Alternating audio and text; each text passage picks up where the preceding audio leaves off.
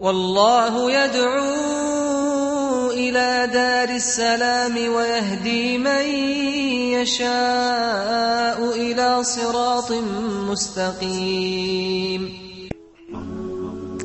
Assalamu alaikum wa rahmatullahi wa barakatuh. All praise for Allah, Lord of the worlds, and peace and blessings be upon Prophet Muhammad, his companions, and all those who strive to follow in their footsteps. Welcome to another episode of Quran and Science. My name is Sharif Tuni, and in this edition we'll be speaking about the huge and massive power of pillars, the unseen pillars that is carrying the sky. So for this we have with us Professor of Geology, Professor Zaghlol El-Naggar. Thank you very much for joining here. Okay, and also I'd like to introduce to you my dear guests, Abdurrahman Ismail and Muhammad Saif. Assalamu alaikum. So at the beginning, before we start the edition and before we go to further explanation about the unseen power and force carrying the sky, we'll leave you with this verse from the Holy Qur'an, and we'll return back, so stay tuned.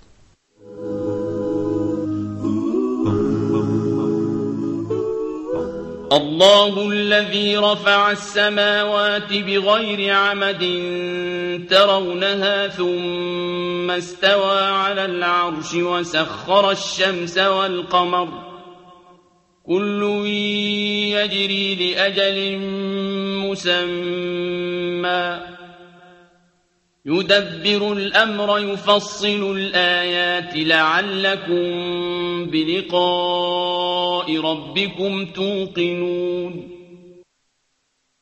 It is God who has raised the heavens without visible pillars, then firmly established himself on the throne. He subjected the sun and the moon, each pursuing its course for a fixed term. He manages all affairs. He explains the revelations so that you may firmly believe in the meeting with your Lord.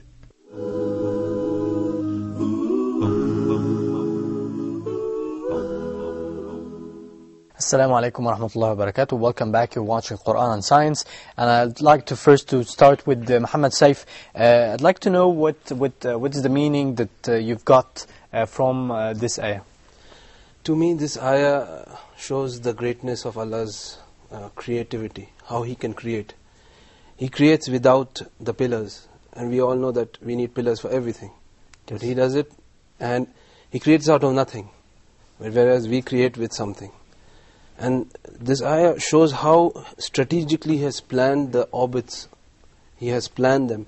And these orbits are so important for us because we know we get winter and summer whenever we go further from the sun, just because the orbit is oval, and we get summer when we come closer to the sun. So these are just signs that if anything would happen and the sun and the earth would be very close, we would burn, we would fry. Yes. And so it's Allah explains how greatness is He is as a creator, that we are not facing our doom, and He wants us to reflect on this, I think. Okay. What about you, Abdurrahman? Do you think there is... have you thought of the scientific aspect of this ayah? It's a very difficult... Actually, it raises a lot of questions in my mind, but I can think of it linguistically, not more than that. The scientific part is difficult for me to get. And what is the part that you're getting? The part that I'm getting is that it makes me wonder how Allah has created this neat sky. I mean, but the word that has no gaps in it makes me feel, okay, what gaps can sky have? Yes. What kind of gaps? Mm-hmm. This is the question that comes. That could be a good question for Professor Zaghlol El-Naggar. Professor Zaghlol El-Naggar, we'd like to know your interpretation for this ayah. I begin in the name of Allah, our Creator, the Creator of this universe and of everything that's in it. And I greet you all and our audience in our Islamic way. Assalamu alaikum wa rahmatullahi wa barakatuh. This verse points to a very important fact, which explains how the universe is built. Of course, these billions and billions and billions of heavenly bodies must have certain powers that can keep it in position, that can allow it to rotate in its certain orbits, that keeps it from falling or crashing with each other. Otherwise, this universe would be finished, would be destroyed, Yes. you see. And that's why Allah says, Allahu alladhi rafa'a as-samawati bighayri amadin tarawnaha. He's addressing the people that Allah has raised these firmaments without pillars that you can see. And commentators on this verse said that are there unseen pillars or there are no pillars? Actually, بِغَيْرِ عَمَدٍ تَرَوْنَهَا. He has raised these firmaments without pillars that you can see. Yes. And so they ask this question: are there really pillars that cannot be seen? Or is it an unseen pillar? Unseen, or no pillars at all? No pillars at all. No pillars Yes. at all, you see.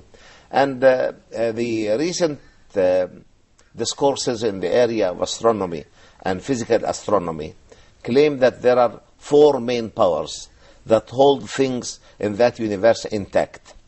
The first is the strong nuclear power, which holds the elementary particles within the nucleus of every atom. The weak nuclear power, which holds the electrons to the nucleus, and that's why you get radioactive elements that can lose part of their energy quite easily. And you have the electromagnetic waves that, like the rays that come from the sun, and we have the gravitational powers. And so much so that scientists are trying today to quantify this gravitation power. They say that there is a unity or a unit called graviton, and these graviton units are the actual powers that are holding these huge heavenly bodies in position. So actually there is a power, or more than one power, that can hold this universe together. And actually scientists are trying now to combine these 4 forces into one force, called the unified force or unified theory. So there is a power that's holding everything in that universe intact and keeping everything in its position and allowing everything to rotate in its own particular orbit. And if this power would fail, the universe would collapse.